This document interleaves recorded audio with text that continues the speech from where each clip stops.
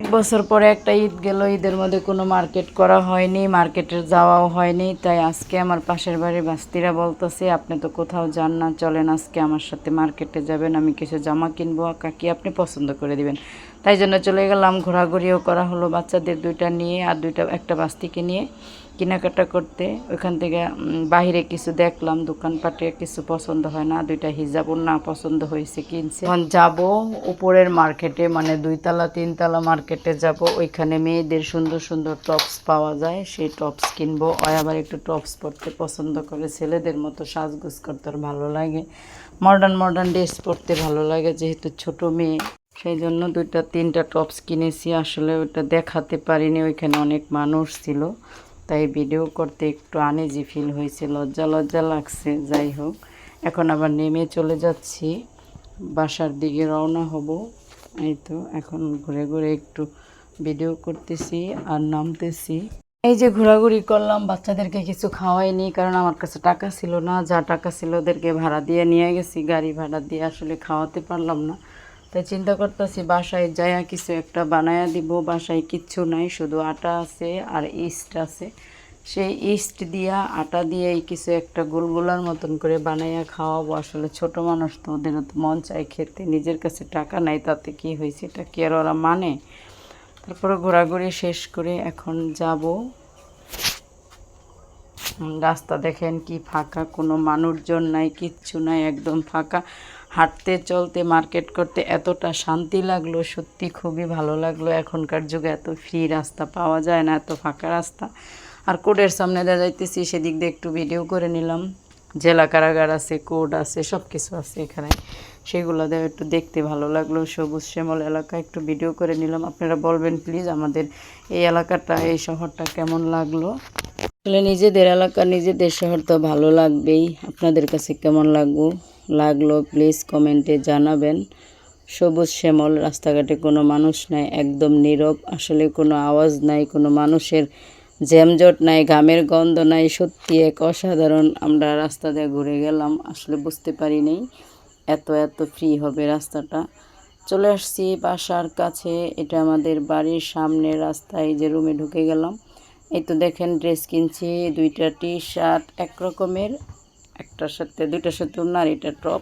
কমেন্টে বলবেন কেনাকাটা কেমন হয়েছে। আসসালামু আলাইকুম, কোহিনুর মিনি কিচেন অ্যান্ড ব্লগে সবাইকে স্বাগতম। সবাই কেমন আছেন? অবশ্যই আল্লাহর রহমতে ভালো আছেন, আমিও ভালো আছি। চলে আসলাম ফুলকো বনরুটির রেসিপি নিয়ে, তাহলে সাথে থাকেন, দেখতে থাকেন। বনরুটি বানানোর জন্য আমি এখন নিয়ে নিব 3 কাপ আটা বা ময়দা, যার ঘরে যেটা আছে, আমার ঘরে আটা আছে, আমি আটাই নিয়ে নিলাম। আপনারা ময়দা দিয়েও বানাতে পারেন। এই তো দেখেন, এখন এইখানে আমি দিয়ে দিব যা যা উপকরণ লাগে, দিয়ে দিলাম 1 মুটকা মানে 3 টেবিল চামচ ইস্ট দিয়ে দিলাম। এইখানে আমি 3 কাপ আটার জন্য 3 টেবিল চামচ ইস্ট দিলাম। এই যে এই ইস্টটা ব্যবহার করেছি। এই তো দেখেন, ইস্টটা ভালো মানেরই, আরেকদিন বানাইছি, নান ভালোই হয়েছে। তারপরে দিয়ে দিব 2 টেবিল চামচ চিনি। এখানে আমি হালকা একটু মিষ্টি মিষ্টি থাকে, জানেন সবাই ভন্ডটি, আর স্বাদ মতো দিব লবণ। এখন সুন্দর করে একটু মিক্স করে তারপরে গরম উষুম গরম দুধ দিয়ে, মানে উষ্ণ কুসুম গরম দুধ দিয়ে আমি একটা ড্রো বানিয়ে নিব। আর এটা দাপে দাপে দেওয়ার চেষ্টা করবেন দুধটা, কারণ বেশি নরম হলেও সমস্যা হয়ে যাবে। আমি আর কি যেরকম পারি এরকমই আপনাদের সাথে শেয়ার করতেছি, আপনারা হয়তো আমার চেয়েও ভালো পারেন। এখন একটু তেল দিয়ে সুন্দর করে এটা মাখিয়ে নেব, তেলটা দিতে ভুলে গিয়েছিলাম। এই তো দেখেন, এখন সুন্দর করে একটু বেশি সময় নিয়ে এটা একটু মথার চেষ্টা করব, মানে মাখানোর।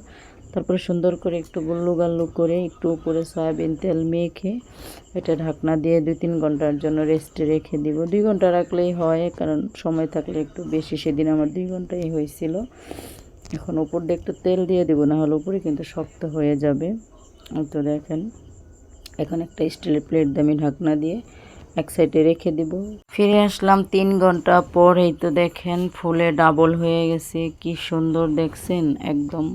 হাওয়াগুলো এখন বের করে নেব একটু চেপে চেপে, তারপরে একটু সুন্দর করে আবারও ডলে ডলে একটু মেখে নেব, একটু সুন্দর করে করে গোল গোল করে আমি লেচি কেটে নিব। এই তো দেখেন, গোল গোল করে লেচি কেটে আমি একটা কাগজের উপরে রেখে দিয়েছি। কারণ আমার ঘরে বাটার পেপার নাই, তাই তারপরে তেল গরম করতে দিয়েছি চুলার উপরে। এখন আমি সেই কাগজ ধরে ধরে দেওয়ার চেষ্টা করব, কারণ হাতে যদি লেগে যায় সমস্যা। বাটার পেপার হলে লেগে যেত না, কাগজটা তাই লেগে গেছে। তারপর আমি হাত দিয়ে উঠিয়ে সুন্দর করে দিয়ে দিলাম তেলের মধ্যে। এখন এটি কম আছে খুব সুন্দর করে ভেজে নিব, যেন সুন্দর হয়, ভিতরে সিদ্ধ হয়। কারণ খুব বেশি আঁচ দিয়ে ভাজলে কিন্তু উপরে লাল হয়ে যাবে, ভিতরে কাঁচা থেকে যাবে। আপনাদের কাছে যদি আমার ঘোরাঘুরি বা রান্না যে কোনো একটা ভিডিওর অংশ যদি একটু ভালো লাগে, প্লিজ চ্যানেলটা সাবস্ক্রাইব করে পাশে থাকবেন, অল নোটিফিকেশন ক্লিক করে দেবেন।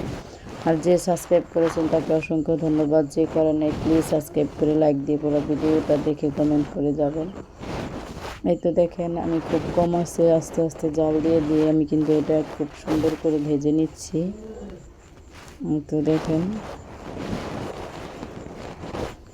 কম আছেই বাঁচতে হয়, না হলে পড়ে যেতে পারে।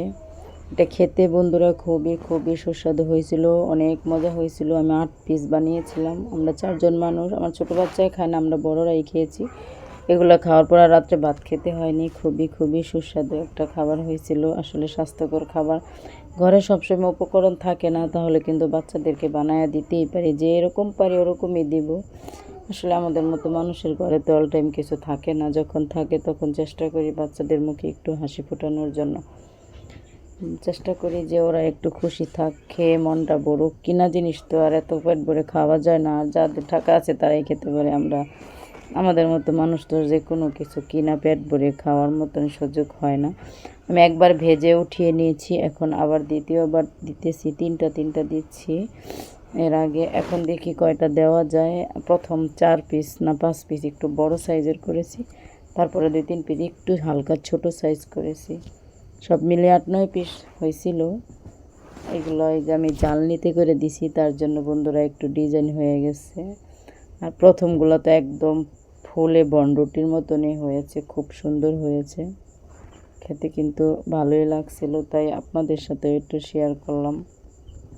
আপনারাও বলবেন দেখতে কেমন হয়েছে বনরুটিটা, সত্যি কিউট হয়েছে ঠিক না? যদি আপনাদের আমার মতন অবস্থা থাকে তাহলে তো বানাতে কষ্টই হবে, আটা দিয়েই বানাবেন। আর যদি বড়লোক থাকেন তারপর নিজেদের মতন আরও কিছু জিনিস অ্যাড করে বা আরও মজা করে আরও সুস্বাদু করে বানাতে পারেন।